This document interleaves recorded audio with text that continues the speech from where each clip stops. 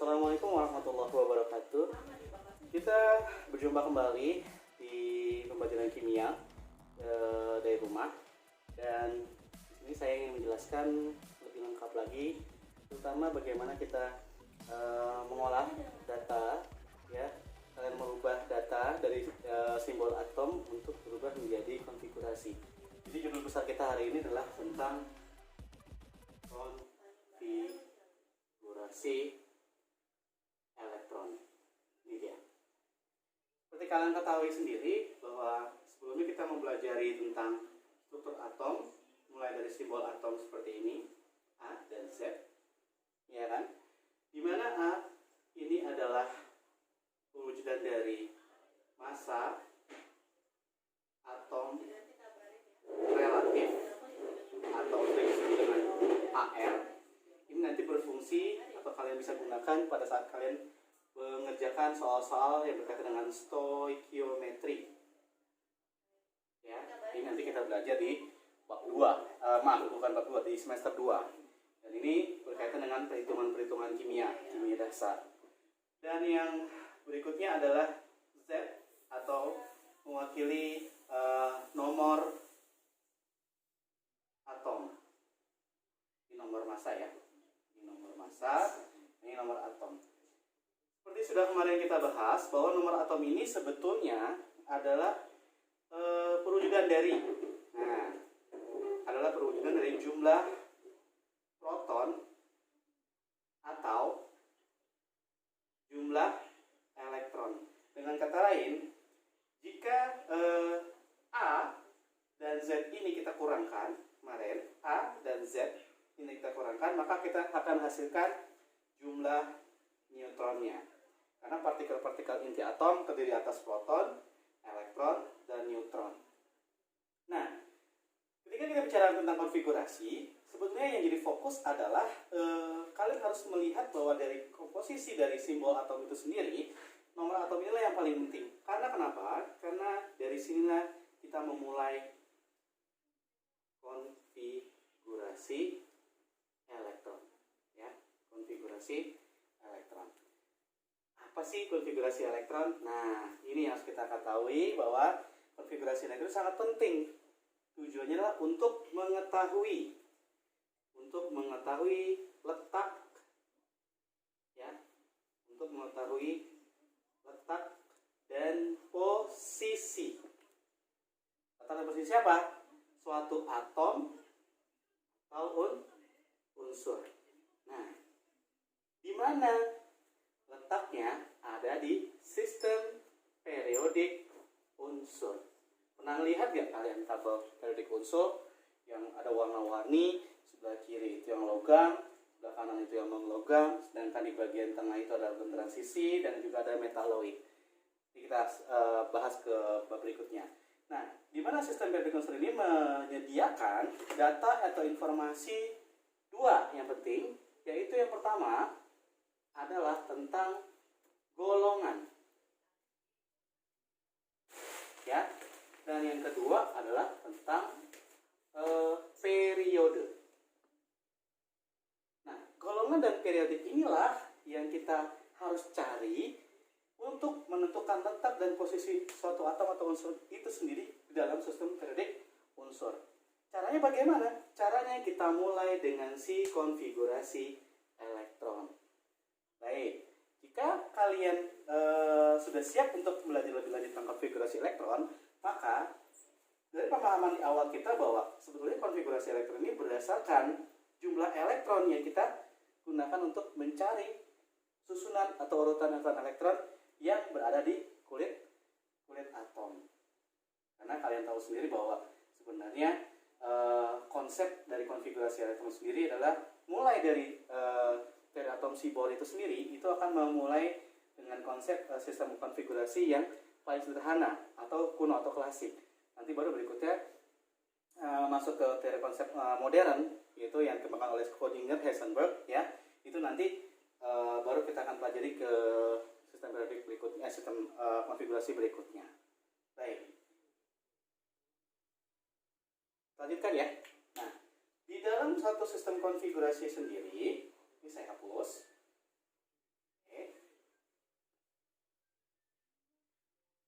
pembahasan konfigurasi sendiri, sebetulnya ya kalian harus memperhatikan ketika kemarin suatu atom, misalkan X. Nah, si X ini atom ya, atom X. Jika dia punya dua kondisi kemarin, iya kan? Jika dalam keadaan dasar ya, dan dalam keadaan terionisasi. Nah, ini kalian perhatikan di soal, kamu cermati apakah dia dalam keadaan dasar atau dalam keadaan terionisasi. Jika dalam keadaan dasar, maka dia bukan dalam keadaan ionisasi, artinya tidak ada bilangan oksidasi di simbol unsur tersebut, ya kan?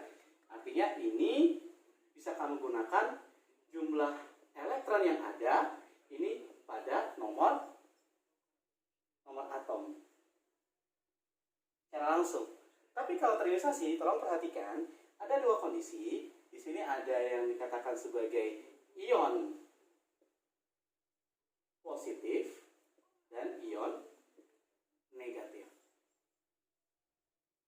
Ion positif ya, dan ion negatif. Ion positif ini simbolnya saya berikan misalkan di sini Xn plus ya. Sedangkan yang ion negatif Xn min. Kita nggak tahu jumlah N sendiri adalah berapa jumlah elektron yang tereksitasi atau yang teremisikan, gitu ya. Artinya gini ya, misalkan kalau misalkan kita ambil untuk yang kondisi ion positif saja, maka kemarin sudah kita sepakati bersama, kalau positif ini artinya ya, untuk Xn plus ini artinya bahwa atom atau unsur tersebut sudah mengalami yang namanya proses pelepasan elektron. Ya, ini lepas N elektron. Artinya dia sudah kehilangan N elektron. Jadi kalau misalkan ketemu soal yang posisinya ionisasi, kondisi terionisasi, maka kamu harus perhatikan dulu berapa elektron sudah dikeluarkan. Ya.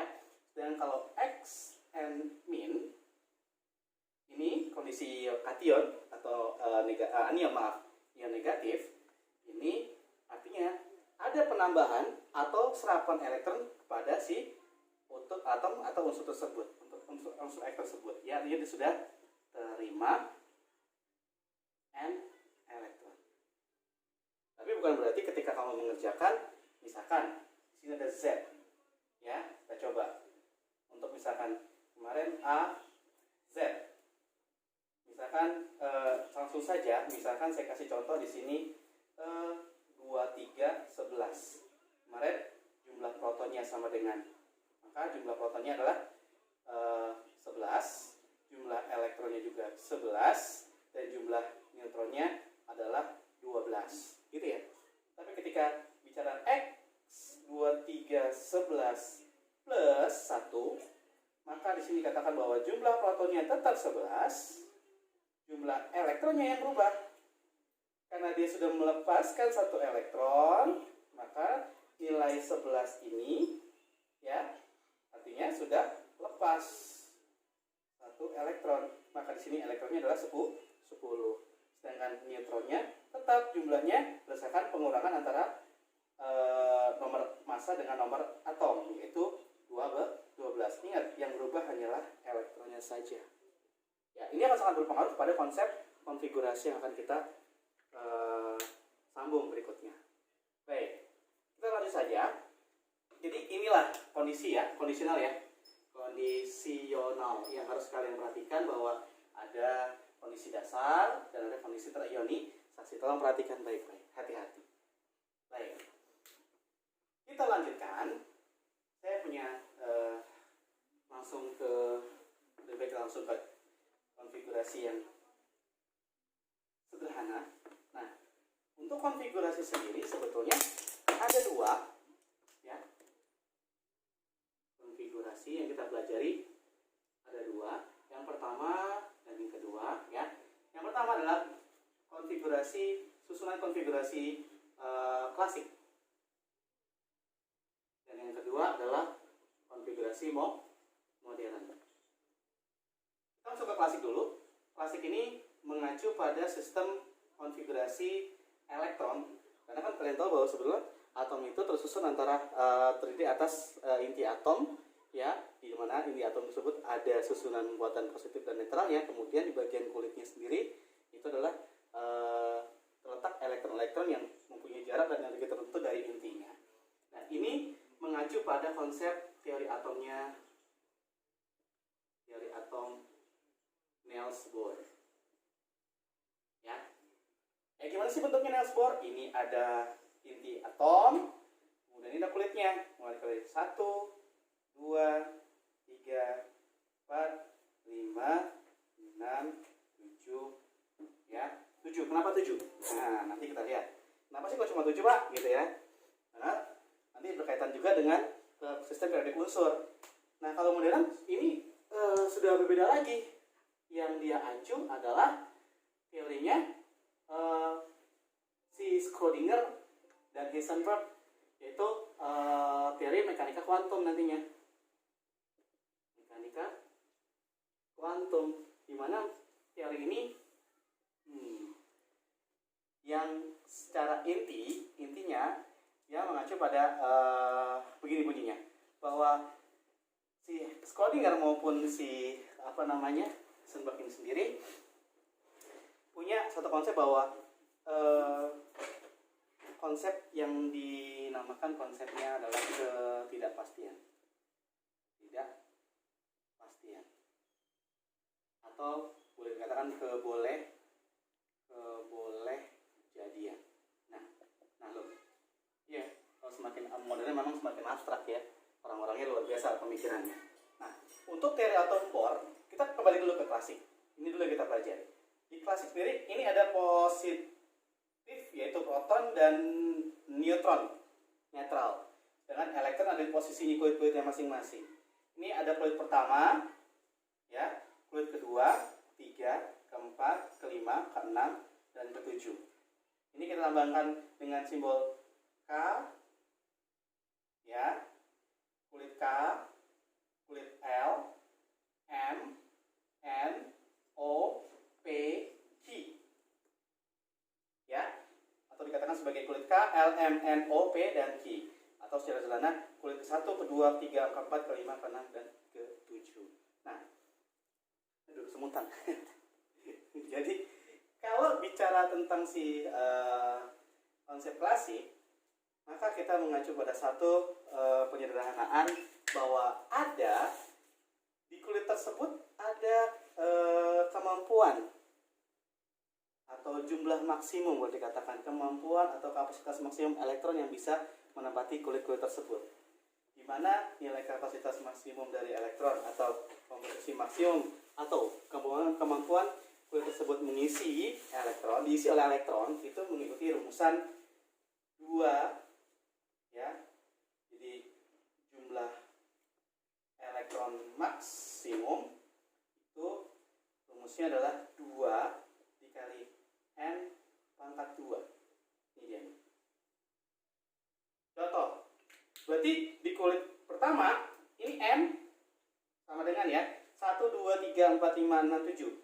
2 dikali N pangkat 1 N ini kita masukkan 1 ke sini gitu ya. 2 kali N kita masukkan 1 pangkat 2. Maka di kulit K ini hanya maksimum 2 elektron saja. Lanjut, jika N-nya sama dengan 2, maka di sini kita katakan bahwa kulit L ini bisa maksimum terisi oleh 8 elektron. Kalau N sama dengan 3, ini N-nya sama dengan 3, kita masukkan ke sini. 2 dikali 3 pangkat 2, 3 pangkat 2, 9. 9 dikali 2, 18. Ini ada 18 elektron. Dengan N pangkat 4, 4 N-nya bukan N pangkat 4 ya. Jadi N-nya kita masukkan angka 4 di sini. 4 pangkat 2 kali 2, 16 kali 2 adalah 32 elektron. Maka di sini berapa? 5 pangkat 2 kali 2, 50 elektron. Yang di sini 6 pangkat 2, 6 pangkat 2, 36 kali 2 ada 72 elektron. Dan yang terakhir 7 pangkat 2, 49 kali 2 ada berapa? 49 kali 2 ada berapa? Ayo, 80, 90, 90, 98. Ya, ada 98 lagi. Tapi sih jarang sih kita akan belajar sampai ke 7. Cuma kenapa sih Pak kalau sampai 7? Ini ada kaitannya dengan si sistem periodik tadi ya, bahwa terdiri atas 7 periode, 7 lapisan ya, itu menunjukkan kulit, jumlah kulit, dan ada juga golongan nantinya, golongan A dan golongan B. Baik. Yang perlu kalian kasih catatan adalah bahwa si klasik ini hanya bisa menunjukkan golongan A saja. Kenapa ya? Sedangkan di sistem periodik unsur itu ada golongan ya. Golongan itu saya tarik ya. Bahwa di sistem SPU itu sendiri ya, ini golongan ini ada 2. Ya. Golongan utama atau A, boleh dikatakan golongan A, dan golongan transisi atau golongan B. Lalu ada lagi golongan lantanida dan aktinida ada, dan juga terbagi atas periode 1 sampai dengan 7 ya. Periode 1 sampai dengan 7 golongan. Golongan utama ini mulai 1A sampai 8A. Transisi juga pun ada golongan transisi 1B sampai ke 8B ya. Berarti ini yang harus kalian perhatikan. Dan catatan yang paling penting yang lain adalah bahwa golongan ini ditentukan oleh jumlah elektron valensi. Ya. Golongan ini ditentukan oleh jumlah elektron valensi. Apa sih elektron valensi? Nanti kita masuk ke sini ya. Dan kalau periode ini ditentukan oleh jumlah kulit. Nah, 7 kan? Makanya sini ada 7 kulitnya. Jadi ada 2 yang harus kalian perhatikan, bahwa golongan dan periode, karena kita konfigurasi mengacu pada tadi. Tujuan kita adalah untuk mencari posisi dan letak ya, yaitu golongan dan periode di dalam sistem periodik unsur. Baik, saya berikan contohnya. Jadi gini, sebelum contoh, maaf. Jadi ingat-ingat saya. Jadi di kulit K ini maksimum hanya boleh 8. Maksimum hanya 8. Kulit L maksimum hanya 2, maaf ya. Kulit K 2 elektron, kulit L itu 8. Kulit M maksimum hanya terisi oleh hanya boleh 18 ya. Sedangkan N itu maksimum 32, O 50 elektron, P 72 elektron, dan Q itu 98 elektron. Oke, maksimum. Hati-hati. Jadi kalau ada kata maksimum, jadi bagaimana kalau dia nggak mencapai maksimum? Atau bagaimana kalau dia sudah melewati maksimum? Itu catatannya. 2 ya. Bagaimana jika dia sebelum mencapai maksimum, dan bagaimana jika dia sudah melewati maksimum. Gitu ya. Baik. Saya berikan contoh. Begini. Ini hapus.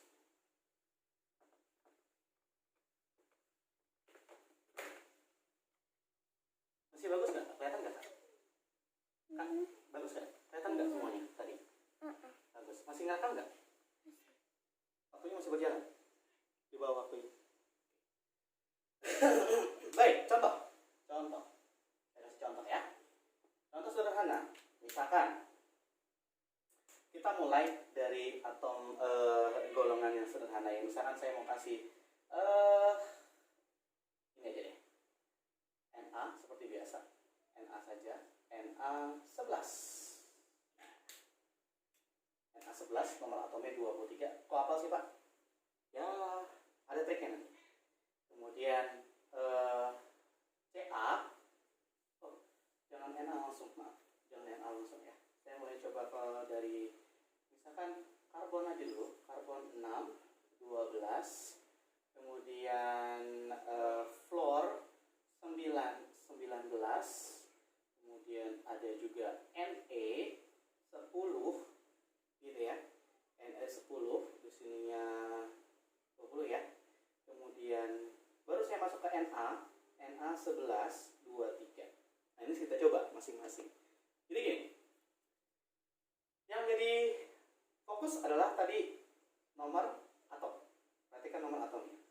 Ada 6, 9, 10 dan 11. Maka yang harus kita otak-atik hanya nomor atomnya saja, karena yang berkaitan dengan jumlah elektron hanya itu saja, ya kan? Nah, 6 berarti, nah 6 ini kalau kita gambarkan, ini inti atomnya, maka ini ada kulitnya 1. Nah, di kulit pertama berarti ini kita cacah. Kulit pertama tadi maksimum ada berapa? Maksimum 2 elektron. Oke, jadi saya kasih patokannya di sini. Kulit K itu 2 elektron, L itu 8 elektron, M itu berapa?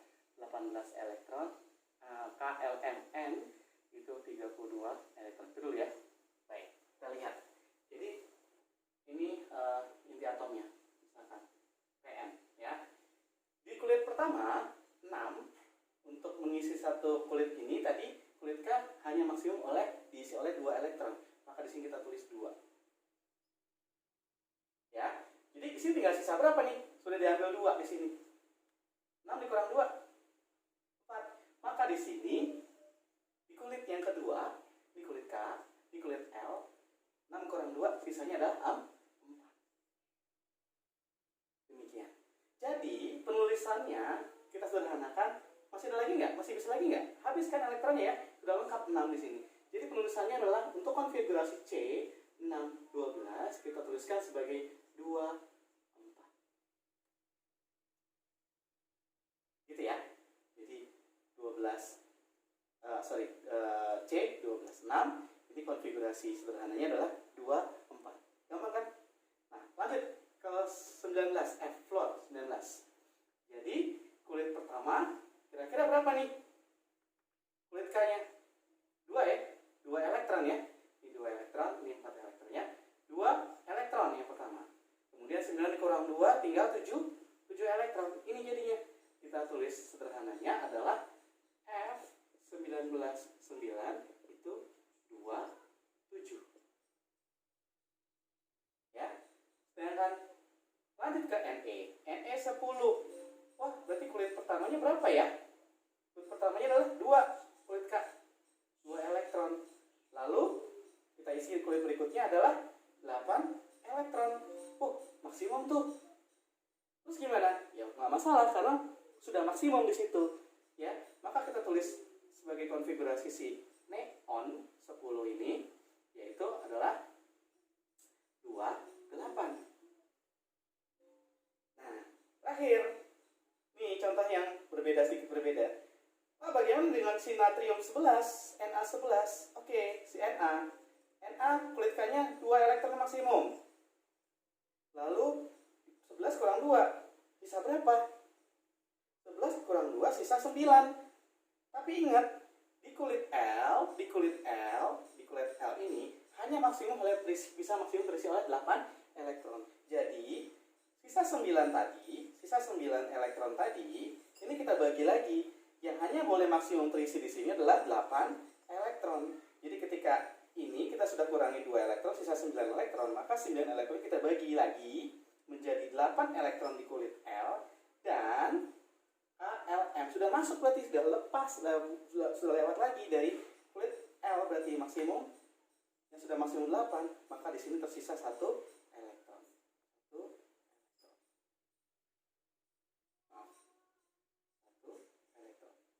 Nah, jadi bagaimana konfigurasinya? Na 11 kita tuliskan yaitu 2 8 1. Nah, 2 8 1. Jadi kita lihat ya. 2 4. Kulit pertama 2, pertama 2 ya, kulit kedua 4. Kulit pertama 2, kulit kedua 7, kulit pertama 2, kulit kedua 8, kulit pertama 2, kulit kedua 8, kulit ketiganya hanya 1. Ingat tadi di awal bahwa selanjutnya adalah kita menentukan golongan dan periodenya, kan gitu. Tujuannya bikin konfigurasi kan itu adalah untuk menentukan golongan dan periode. Nah, golongannya, terus gimana Pak menentukan golongannya? Ingat tadi, kalau golongan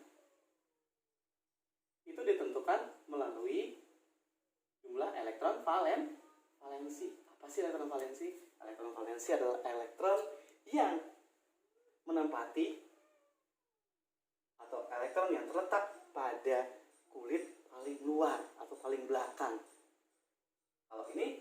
paling luar? L. Ini paling luar berapa? Mana lagi? L lagi. Ini paling luar? L. Ini paling luar mana? H, L, M. Gampang dong? Oh, berarti ini golongan berapa? Berapa jumlah elektronnya? Sorry ya, jumlah elektron valensi. Berapa jumlah elektron valensi di C6 ini? Yaitu 4 elektron. Oh, berarti dia golongan 4 dong, Pak. Iya. Dia golongan 4. Ya, ini golongan berapa? Karena dia 7, maka ini golongan tuh 7. Nah, yang ini golongan berapa dong? Yang ini golongan 8. Nah, terus ini gimana? Ya udah, karena ini yang terakhir, ini yang terletak paling luar, paling belakang, paling ujung, maka ini golongan 1. Dan semuanya ini masih termasuk pada golongan A. Golongan utama. Ya.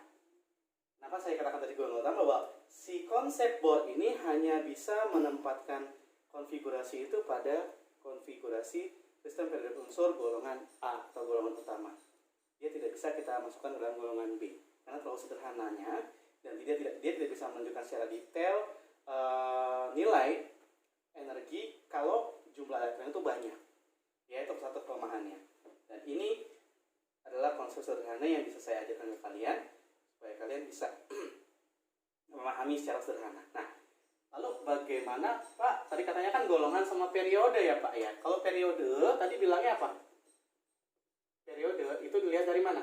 Dari jumlah kulitnya. Terus kulitnya gimana lihatnya Pak jumlahnya? Loh, ini tadi kan sudah ada nih.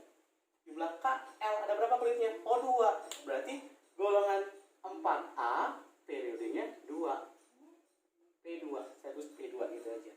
Yang ini golongan 7A karena 7 elektron ini, dan periodenya adalah periode 2. Apa? Karena kulitnya ada 2, K dan L. P2. Yang ini juga golongan 8A, P-nya 2. Nah, ini yang berbeda. Golongan 1A periode 3. Gitu. Oke? Bisa ya semuanya. Nah, terus Pak, bagaimana kalau jumlah kadang kan di sistem periodik unsur itu kan banyak ya, Pak ya? Elektronnya banyak. Saya kasih contoh yang lain. Misal, contoh yang lain.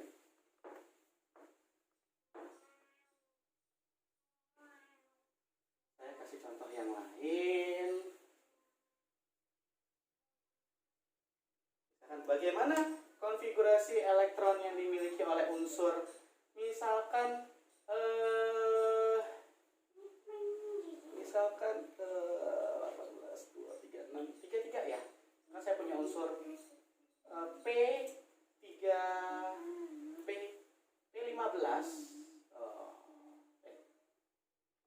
Q. P15, kemudian Q 33, kemudian R itu 53 misalkan. Nah, berarti kayak gimana nih, Pak? Gampang, nggak usah repot. Seperti tadi aja. Berarti ini 15. Kulit pertama, 2 elektron. Ya enggak? Sudah terpenuhi. Kulit kedua, ya kan? 15 kurang 2 tinggal 13. Nah, kulit kedua maksimum berapa? 8 elektron. Berarti 12 sudah dikurangi, 15 dikurangi 10 elektron. Berarti sisanya berapa? Sisanya 5 elektron. Ya, jadi konfigurasinya 2, 8, 5. Ya, ini dia konfigurasi untuk P. Nah, terus bagaimana dengan yang 33? 33 ini gimana ya, Pak? Oke. 33 kurang 2. Nah, kulit pertama seperti biasa, kulit pertama kamu tulis 2 elektron. Ya.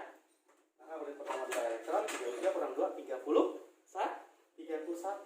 Terus kurangin lagi. Kulit kedua berapa? 8. Sudah kurang 10, berarti 33 kurang 10, sisanya adalah 23. Lalu masuk ke kulit ketiga. Gimana, Pak? Tulisnya berapa? 8 juga. Karena gini, 33 sudah kehilangan 10 elektron. Maka sisanya adalah 23. Di kulit ketiga ini maksimum kan hanya boleh 18 elektron. Ya. Kulit ketiga ini hanya boleh maksimum 18 elektron. Apakah 23 sudah melebihi kapasitas 18? Sudah ya? Maka maka boleh dong tulis 18 elektron di sini. Gitu ya. Lalu sisanya bagaimana? Sisanya 23 kurang 18. Berapa sisanya jadinya? Berapa sisanya? Ayo, 5.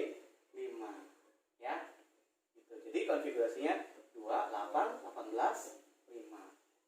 Nah, ini dia nih yang agak gede nih. Si R53. Seperti biasa saja. Kulit pertama 2, kulit kedua 8, kulit ketiga 18. Nah, kulit keempat berapa nih? Coba 2 tambah 8 tambah 18 berapa? 28. Masih ada berapa ya? 53 dikurang 28. Masih ada berapa? Ayo, 53 kurang 8. Sekitar 50. Berapa ayo? 25. Kita cek. Ini kulit K, L, M, N. N maksimum berapa ya? N ini maksimum adalah 32 elektron. Tapi yang tersisa adalah 25. Nah, ini bagaimana nih? Maksimum 32. Tapi kita punya sisa 25 elektron. Gimana dong, Pak? Gampang. Ketika dia belum mencapai maksimumnya 32, maka yang berhak kamu tulis di sini adalah sama dengan jumlah elektron sebelumnya. Kita lihat, N ini sebelumnya adalah si M. M jumlahnya 18. Maka N karena jumlah elektron ini belum sampai ke 32 elektron, maka kita tuliskan atau kita kurangkan dia terhadap jumlah elektron yang sama di sini, yaitu 18 elektron. Nah, berarti ini sudah dikurangi 18 elektron lagi, Pak. Sisa berapa? Sisa 7 elektron. Nah, 7 elektron ini kita letakkan di kulit paling terakhir. K, L, M, N, dan O, berarti 7 elektron sisanya. Gitu. Ya. Jadi konfigurasinya 2, 8, 18, 7. Kalau ditanya ini berapa golongannya? Ini golongan 5A, periode 1, 2, 3. Ini golongan 5A, juga periode 3. Yang ini golongan, karena 7 elektron sisa terakhir tadi adalah 7A, periodenya periode 1, 2, 3, 4, 5. Oke. Gimana? Bisa dipahami? Ya? Jadi mungkin harus banyak berlatih. Nanti setelah ini ada latihan-latihan yang harus kalian kerjakan. Sampai di sini dulu ya penjelasan dari saya, karena durasinya juga hanya sedikit waktu yang bisa diberikan, supaya tidak berlarut. Nanti kita coba kerjakan dengan latihannya saja. Semoga kalian sedikit banyaknya sudah memahami, karena itu termasuk yang paling mudah. Sebelum masuk ke konsep yang modern yang lebih sulit, tolong pahami dulu bagaimana kamu harus mengerjakan, mulai dari mana, ya kan, dari konsepnya. Mana yang harus kamu mulai bekerja untuk mencari konfigurasi, nomor masakah atau nomor atomkah, ya. Terus bagaimana, Pak, kalau misalkan, oh ya, satu lagi tadi ya, saya belum kasih contoh. Pak, bagaimana kalau misalkan tadi Na 11, 2, 3, misalkan Pak ada plus 1 di sini, ya, ada plus 1.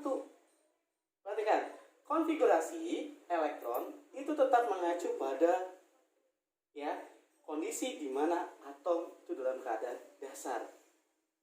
Jadi ketika dia sudah ditanya, ini bagaimana kalau misalkan 23, 11 plus 1, ya sudah, berarti konfigurasi elektronnya adalah, jadi dia sudah lepas 1 elektron. Jika tidak ada kata-kata keadaan dasar atau ditanyakan dalam keadaan preionisasi, maka kondisinya harus sudah lepas 1 elektron. Berarti di sini kita kurangkan 1 elektron minus 1 elektron, jadi sama dengan 10 elektron. Berarti kamu bikin konfigurasi berdasarkan si jumlah 10 ini, elektron 10 ini. Jadi 2, 8. Gitu ya. Nah, jadi kan tadi kan kalau misalkan si Na dalam keadaan dasar, itu konfigurasinya adalah 2, 8, 1. Karena dia sudah lepas 1 elektron, dilepas, maka tinggal 2 adalah 8. Memang biasanya pelepasan elektron itu berasal dari elektron yang paling belakang, paling akhir. Kenapa? Karena energinya gaya tarik dengan si inti atom itu paling kecil, paling lemah. Baik, itu saja dari saya. Terima kasih. Kita ketemu lagi di materi berikutnya, konfigurasi yang termodern. Tidak lupa tetap jaga semangat kalian, jaga kesehatan kalian. Semoga kalian tetap dilindungi oleh Allah Subhanahu wa taala. Keluarga kalian pun juga demikian. Sampai ketemu lagi di pembelajaran berikutnya. Sampai ketemu. Bye bye.